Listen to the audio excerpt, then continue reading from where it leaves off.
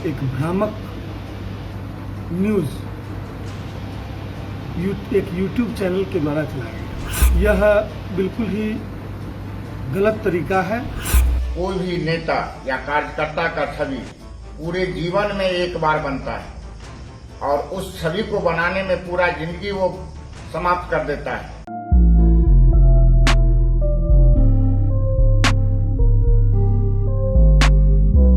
नमस्कार, भोरे भोर देखना शुरू कर चुके हैं आप।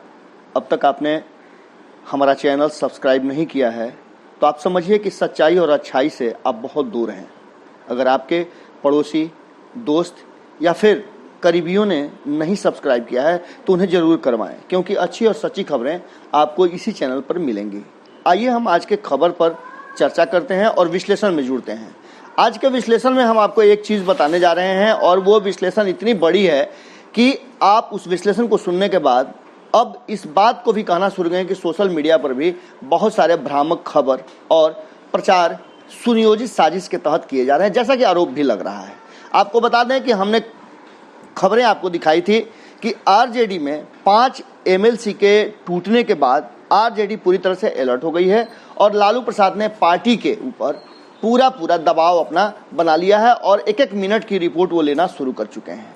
ये 5 एमएलसी जो गए हैं, इनके जाने से पार्टी पर बहुत ज़्यादा असर नहीं पड़ना था, पर एक मानसिक दबाव जरूर कहीं ना कहीं आरजेडी के और जदयू के बीच में जुड़ रहा था। इससे कार्यकर्ताओं में थोड़ी उत्साह की कमी आती थी, पर ऐसा हुआ नहीं। आरजेडी ने अपने कार्यकर्ताओं के उत्साह में कोई कमी नहीं आने दी। उसके बाद से आपने देखा होगा कि सोशल मीडिया में एक खबर बड़ी तेज़ी से चलने लगी और मीडिया चैनल्स, जो यूट्यूब चैनल्स हैं, उन्होंने खबरें चलाई कि आरजेडी में एक बड़ी टूट होने वाली है। हालांकि हमने भी संभावित खबरें चलाई थी, पर हमने खबरों के माध्यम से ये बताया था कि चुनावी काल में, चुनाव के समय में बनने और बिगड़ने, टूटने और जुड़ने का सिलसिला जारी रहता है। कोई भी अस्थायी दोस्त और कोई भी अस्थायी दुश्मन नहीं होता है। पर जिस तरह से चैनल ने दावा किया था, उस दावे की पूरी हवा निकलती नजर आ रही है। आपको बता दें कि इस खबर के बाद बिहार की राजनीति में एक बड़ा बवंडर और भूचाल आ गया था। उसे देखते हुए कहीं ना कहीं अब आरजेडी के तरफ से जो बातें सामने आ रही हैं वो बड़ा ही अब दूसरे तरह की हैं। आरजेडी से जिन लोगों के नाम संभावित बताए जा रहे थे, उन सारे लोगों ने अपने बयान दिए हैं और सारे लोग ऊंचे पद पे बैठे हुए हैं। आपको बता दें कि संभावित नामों में से आलोक मेहता भी अपने नाम को समझते थे कि उन्हें भी टारगेट किया गया है और उनके नाम को भी संभावितों की लिस्ट में जोड़ा गया है जो आरजेडी छोड़ने वाले हैं। इस पर क्या उन्होंने कहा, ये तो हम सुनाएंगे ही। इससे पहले आपको बता दें कि अब्दुल बारी सिद्दीकी का भी नाम उसमें जुड़ा हुआ था। अब्दुल बारी सिद्दीकी ने साफ तौर पे स्पष्ट कहा है कि वो आरजेडी के हैं, आरजेडी के थे और आरजेडी के ही रहेंगे। आजीवन वो आरजेडी से अलग नहीं होने वाले हैं। इसके अलावा अभी बहुत सारे ऐसे नेता हैं जिन्होंने साफ तौर पे कहा है कि वो आरजेडी से अलग नहीं होने वाले हैं। ऐसी भ्रामक खबरों को लेकर के जिस तरह की बातें चल रही हैं और जिस तरह आरजेडी के लोगों में गुस्सा है, ये लाजमी भी है, क्योंकि खबरें हमेशा तथ्य पर आधारित होती हैं और बिना तथ्य की खबरें सेंसेशन फैलाने के लिए हमेशा से गलत रही हैं। इसीलिए मीडिया को गोदी मीडिया का नाम दिया जा चुका है। आपको बता दें कि आलोक मेहता ने कहा है कि मैं राजद का महासचिव हूं और आपको ये भी बात बता दूं कि मैं किसी भी अफवाह का खंडन करता हूं। ये पूरी तरह से अफवाह है और मनोबल तोड़ने वाली साजिश है, जिसे कहीं ना कहीं कराया जा रहा है और उसके साथ मीडिया चैनल्स जुड़े हुए हैं। उन्होंने कहा कि मैं फाउंडर मेंबर हूं और किसी भी सूरत में पार्टी छोड़ने की सोच भी नहीं सकता। इतना ही नहीं, उन्होंने साफ तौर पे कहा है कि विधानसभा चुनाव से पहले एक बार फिर से प्रदेश में दल बदल की जो शुरुआत हुई है उसे हवा दिया जा रहा है और झूठे प्रचार करके हमारे लोगों का मनोबल गिराने की बात की जा रही है। पर हम सब लालू प्रसाद के सिपाही हैं और हमारे टूटने का कोई चांस ही नहीं है। ना आरजेडी टूटेगी और ना आरजेडी से कोई जाने वाला है। वहीं पार्टी के कद्दावर नेता विजेंद्र यादव भी पार्टी से नाता तोड़ चुके हैं। ऐसे में सियासी गलियारे में एक बार फिर से चर्चाओं का बाजार गर्म हो गया था और उनके साथ कई नाम जोड़े जा रहे थे। इसके साथ एक और बात हो गई थी कि जो 5 एमएलसी गए हैं, कहा यह जा रहा था कि जदयू की तरफ से उन्हें टास्क दिया गया है। इतना ही नहीं, जदयू के जो 5 नीतीश कुमार के पंचरत्न हैं, उन्हें भी टास्क दिया गया है कि वो विधायकों को तोड़ करके लाएं। कहा तो ये जा रहा था कि कांग्रेस और आरजेडी के कई विधायक हैं, ऐसे दर्जन भर से ज़्यादा विधायक हैं जो उनके संपर्क में हैं। पर इन सब बातों को आलोक मेहता ने सिरे से खारिज कर दिया है। उनका कहना है कि आरजेडी पूरी तरह से पैक्ट है, इंटैक्ट है। उन्होंने कहा है कि जिस तरह से ये सब कुछ किया जा रहा है, ये पूरी तरह से साजिश है। प्राप्त जानकारी के अनुसार आपको बता दें कि चंद्रिका राय, फराज फातमी, महेश्वर यादव के अलावे पार्टी के कई वर्तमान जदयू के संपर्क में हैं। इस बात को लेकर के खबरें चलाई जा रही थी और खबरों को खूब हवा दिया जा रहा था। आपको बता दें कि चंद्रिका राय तो पहले से ही बाहर हैं। फराज फातमी अपने पिता के साथ ही बाहर का रास्ता देख लिए थे, हालांकि उन्होंने पार्टी नहीं छोड़ी थी। और महेश्वर यादव लगातार शुरुआत से ही 2015 के चुनाव के बाद से ही कुछ ही दिनों के बाद वो पार्टी से अलग स्टैंड लेना शुरू कर चुके थे। तो ये तो तीनों पहले से ही आप मान के चलिए कि बाहर थे। अब ऐसी स्थिति में ये कहाँ जाएंगे, क्या करेंगे, ये अलग बात है। पर इनको लेकर के जो बाकी के नाम और भी 5 जोड़े जा रहे थे, वो सारे लोगों ने पूरी तरह से इस खबर को गलत और भ्रामक बताया है और ये मानसिक रूप से पार्टी को तोड़ने वाली बात बताई गई है। पर आरजेडी के लोग, आरजेडी के समर्थक, आरजेडी के नेता इतने कमज़ोर नहीं हैं कि उन्हें इस तरह की बातों से कोई तोड़ सकता है। हाँ, एक बात तो पक्का हो गया कि कुछ चैनल जो हैं वो सत्ता की दलाली करने में लगे हुए हैं। एक वीडियो जारी करते हुए क्या कहा है आलोक कुमार मेहता ने, आप खुद सुनिए और फैसला कीजिए कि किस तरह की खबरें और भ्रामक खबरें चलाई जा रही हैं चुनावी साल में।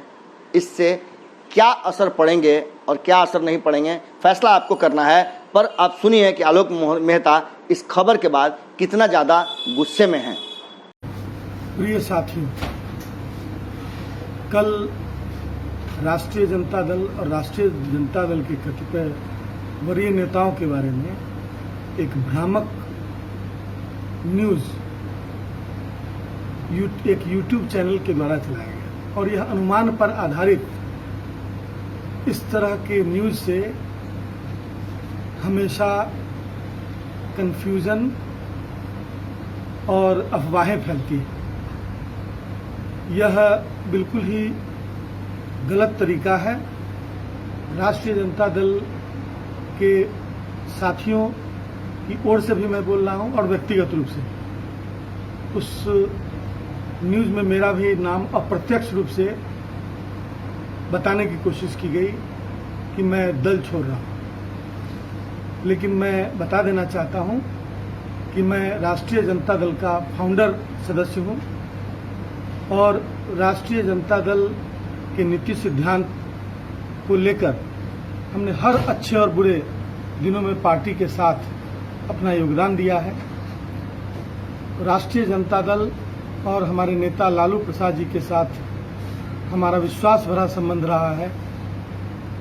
मैं उस न्यूज़ चैनल पर दिए गए तमाम अफवाहपूर्ण समाचार को सिरे से खारिज करता हूं और मैं अपील करता हूं अपने साथियों से कि ऐसी भ्रामक बातों और ऐसे जो है अफवाह फैलाने वाले न्यूज़ को नज़रअंदाज करें और राष्ट्रीय जनता दल का 5 तारीख को जो पूरे बिहार में पंचायत स्तर तक साइकिल जुलूस का आयोजन किया गया है।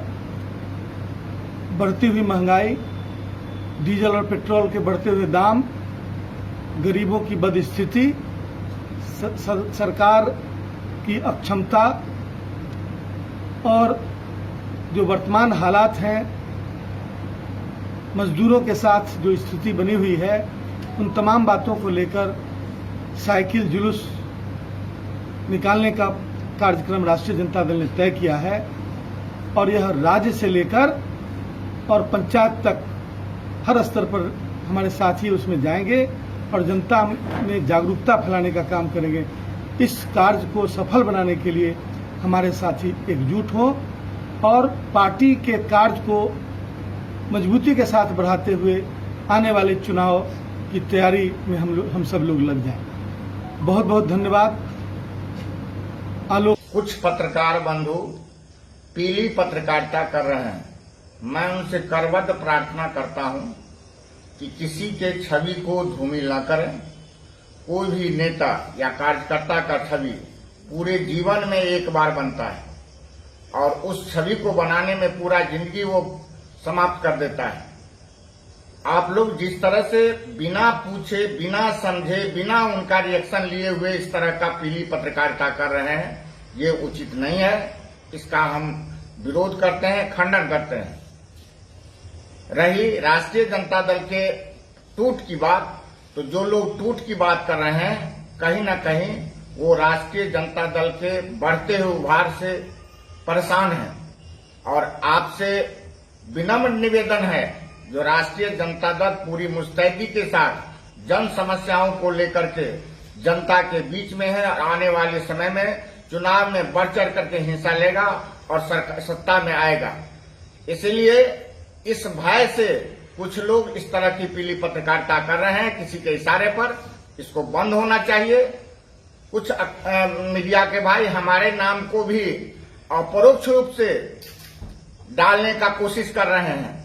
मैं उनसे निवेदन करता हूं कि इस तरह की गंदी हरकतें नहीं करें और हम लोग चट्टान के तरह लालू प्रसाद जी के साथ हैं और लालू प्रसाद जी, तेजस्वी जी के नेतृत्व में जो अगली सरकार बननी है उसके लिए कटिबद्ध हैं और पूरी तन्मयता के साथ पार्टी के से जुड़े हुए हैं। और परसों जो कार्यक्रम होने वाला है पार्टी का, उस कार्यक्रम की तैयारी में हम अपने क्षेत्र आ गए हैं और आपसे निवेदन है जो इसको ड्रॉप कीजिए, इसको वापस लीजिए। बढ़ाएं अपना कदम सक्सेस की ओर शिखर करियर इंस्टीट्यूट के साथ। शिखर करियर इंस्टीट्यूट पूर्वी भारत में एकमात्र कोचिंग संस्थान जो एक्सक्लूसिवली है मेडिकल एंट्रेंस एग्जाम के लिए।